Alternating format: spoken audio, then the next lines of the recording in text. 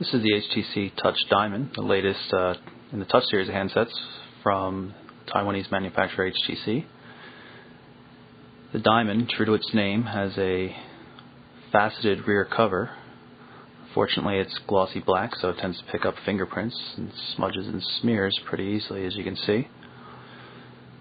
The front of the device is perfectly flat. There's two panels. One is the touchscreen and the other is the controls down at the bottom here. While this looks like just a simple little button in the center, it's actually multi-purpose. There's a D-pad controller, there are buttons underneath the surface that click in, and then it also has a separate zooming function for moving in and out, which I'll show you a little bit later when we get to the software. All the other buttons you can see here are flush mounted, but they all have a click, and nothing at all on this side of the device. Just the label, it says it has 4 GB of internal storage. Two volume controls right here, power button up top, and the mini USB connector on the bottom. On the back we have the 3.2 megapixel autofocus camera. There's no flash, no mirror, no anything like that. In terms of size, it's quite small. It's a little bit taller than the original Touch was, but it's also a little bit narrower and maybe even a little bit thinner. The only complaint I have physically is, really that I don't like the gloss on the back, but HTC tells us that the Asian markets tend to think that non-glossy devices are cheap, so for a high-end device like this they decided to go with gloss. O2's version, the MDA Vario 4, has a matte surface on it, which we kind of like better.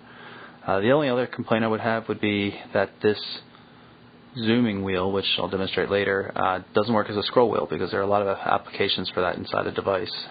HTC said they considered it, but in the end it just didn't work out well enough for them, so they decided not to go with it. As you can see, the design is quite simple. In terms of using the main functions, really is not much in terms of the hardware. It's just the home key here, dedicated back button, the more or less green call send button, and the what would be red call end button here. D-pad, of course, has a center select function, which pulls up things. As you can see, I just pulled up the calendar. Back button sends me back, as would the home key, or in this case also the call end key. VGA display is quite nice. Good resolution. The touchscreen has pretty good feedback, or feel on it rather. It doesn't take a whole lot of pressure to get it to work with either a nail or your fingertip pad itself. Demonstrate the magnetic latch on the stylus a bit. You can see the device is off now. Stylus is located down here. As soon as we pull it out, the Diamond realizes it, turns itself on. Putting it back in, on the other hand, does not turn it off, because you could still be wanting to use the device a bit. It's not a real strong magnet. Doesn't seem to want to come out, but it could, I think, kind of easily get pushed out. You can also see that the magnet works on the side here, so I guess you could temporarily put it there if you wanted to. It's a cool little feature, but one that snapped in might be a little bit more secure and reassuring. So there you have it. That's the HTC Touch Diamond.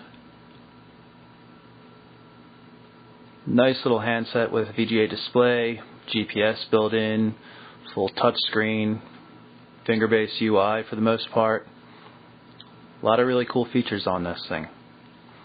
What it lacks is good support for North America. There's no 850 MHz GSM band, and there's no US 3G at all. So with only 1900 MHz, you're really reliant on a limited number of towers in the US for GSM connectivity. So it's probably something you're going to have to wait a little bit longer until you get an announcement for a US or North American based device. But pretty cool nonetheless.